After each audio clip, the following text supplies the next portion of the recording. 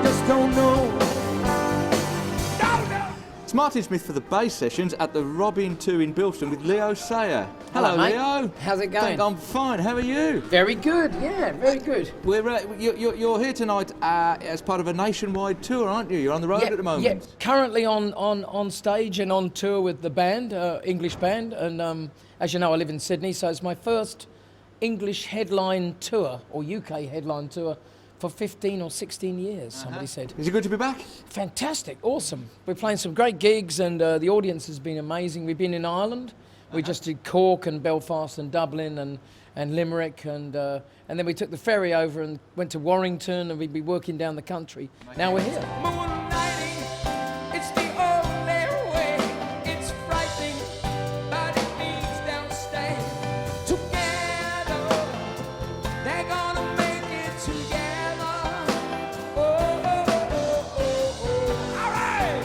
And it's all to do with the release of a new album and the anniversary. Yeah, it's like a box set of all the albums together, everything I've done, because it's 40 years this year since I first went on stage dressed as the Piero with Roxy Music, and the album, my first album, Silverbird, was out.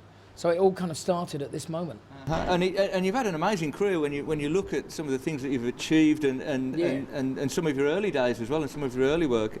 Have you been looking back at all over your career during this time? Always. It seems that I'm the big curator of Leo Sayer. I mean, sometimes, you go through sort of, good years and quiet years. But, over the years, when you get to my age, which is 65, and you've been doing it a long time, you suddenly realise that kind of those anniversaries are very important because you exist on your old material. Songs like When I Need You and One Man Band and The Show Must Go On and You Make Me Feel Like Dancing, they'll never go away. So I have to kind of put value on them in a way. I know it sounds kind of strange. So I spend a lot of time collecting memorabilia of myself. Does that sound weird? But I've got a huge collection of stuff. And that kind of, all that collecting that stuff led to this album. So this album, Just a Box, named after my second album, Just a Boy, has got I did all the artwork, put it all together, put all the photographs in, wrote the liner notes. It becomes very anal actually, but that's what you do, you just kind of put it all in. It's quite an archive as well. There's something like 166 tracks or something. Yeah, like there's 162 in there. We would have had more, in fact, if only the clearances. Well, yeah, no, it's funny the way the industry is now. There's since the old EMI packed it in, as a record label. There's nobody can seem to find who owns certain tracks. So I've done things like appeared on an Alan Parsons project, and I did all this and World War II, which is a Beatles song, and I can't get the clearance for those because nobody knows who owns them. So it kind of shows where the business is these days. But we did manage to collected together all the studio albums. Actually got a couple re-released that on the collection that were sort of deleted, but we brought them back, and everybody seems to like it. It's good. Fantastic. And of course, you've created during your career some of the most probably well-known pop songs that music has seen. It's very nice of you to say. There's no doubt about it. I think certainly people of every generation since those songs first appeared. Well, it's proven by the shows because, regularly in the shows, people come. Some of them are fans, some of the die-hard fans, some of them are just kind of generally into the genre, as it were, of us guys, me and Steve Harley and David Essex, Bowie and all the people from that time. So I think there is a real sort of movement of people, especially in England now, who are really into the vinyl years, aren't they? They really love it. And you look at good Brummie acts like Steve Gibbons back working now and people like that. They've all got a market. Pete Frampton, they're all on the road, So I think it's a kind of mixture of that and some real die-hard fans. But what we get everybody singing along every song. They know the words, they know the song. I've sort of come into the zeitgeist of that time, and it's very refreshing. There were people who've lived those songs along with me living them, which is great. What's your relationship with those songs, Leo? After sort of being with them, if you like, for all these years and seeing them almost strike a chord with every generation since. How do you feel? Are they like old friends or... They're like children. I never had kids, so I had songs instead. And I kind of sometimes think it's a bit like that. It's it's strange, but it's like, they really are my kids. You know, you put them out in the world, you can't always control them. They get sung by other people. It's terrible, you know. Shouldn't be allowed. No, but they are very personal, and I think my songs particularly are like that because a lot of them are autobiographical, like. You know, like One Man Band is the story about me being run over by a taxi cab. Orchard Road is about an affair that I had which broke up my marriage, but then the marriage got back together again. And then, you know, Moonlighting's the story of our van driver who ran off with the daughter of the chief of police in Worthing in Sussex. You know, and they went up the M6 to get married at Gretna Green and never got there in the end. Although the story, you know, in the song, it kind of makes out that they did. And so Long Tall Glass is all about going to America the first time and, you know, and thinking, what do you have to do to be a number? Well, you just have to believe that you can dance, even if you can't.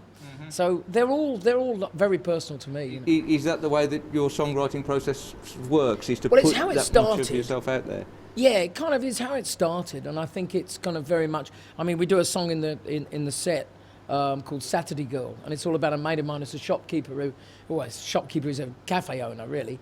And he just said, he'd just lost his wife recently, and I said to him, this is about 4 or 5 years ago, and I just said, how's it going? He said, well, Mondays and Tuesdays and Wednesdays are a drag. Thursdays and Fridays I'm sad, but come Saturday, I said, this is a song. So I made you make a song out of people who tell you stories as well as the things that happen to you. But they're very personal. I'm kind of proud that I'm sort of an autobiographer as a songwriter. And I think that there's a few writers. I mean, Nick Drake was like that. He always wrote about everything that he knew.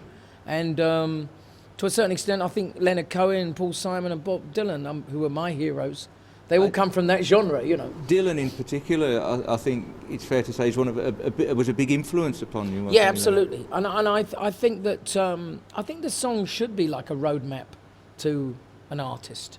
You can find them through the songs. I mean, a lot of us don't want to give away our personal lives. We want to keep the mystique, you know, and that's kind of understandable. But at the same time, I think that you can give little clues and build a picture. And I think that, you know, I like to think I'm accessible in that way.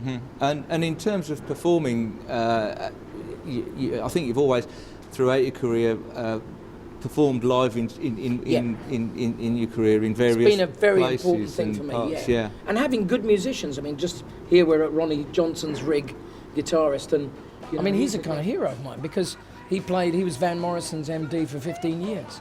Played for a year with Bob Dylan as well. And so I really wanted to work with him, you know, when I first met him in the band, and now he's my right-hand man. And I think together we probably have, you know, particularly in America and around the world, we've probably got about 2 million gigs worth of experience between us. And that's lovely when you can kind of find those elements and bring that into, probably 2 million is a bit of a larger number, but if you can bring that experience into it, you know. So I know I can lean on him because he's worked with all the great singers. You know, worked with John Lee Hooker, worked with Van, worked with Bob, and worked with everybody. Worked with Bobby Bland, you know, Joe Turner.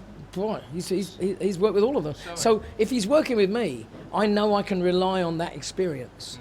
You know, and that's great. And as a package, because your CV makes pretty impressive reading when you look at some of the people that you've worked with as well, yeah?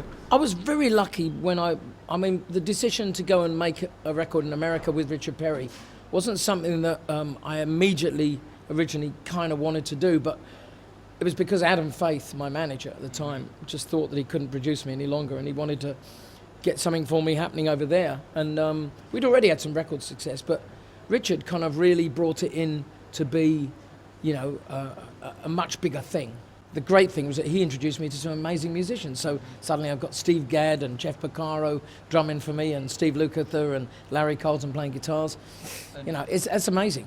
Just one last thing. I think we're a little bit out of time, but just one last thing I really wanted to ask you about was in your early days, of course, and it ties in with what you were just saying. You recorded at some fantastic places, Olympic, and worked. Some of your fans, for instance, Roger Daltrey, people like that, were all there and with you. And what was that like? That was absolutely amazing. I mean, I was very lucky because I had a wonderful guy, a publicist called Keith Altham. Keith was a writer for the Melody Maker, the New Musical Express, sorry.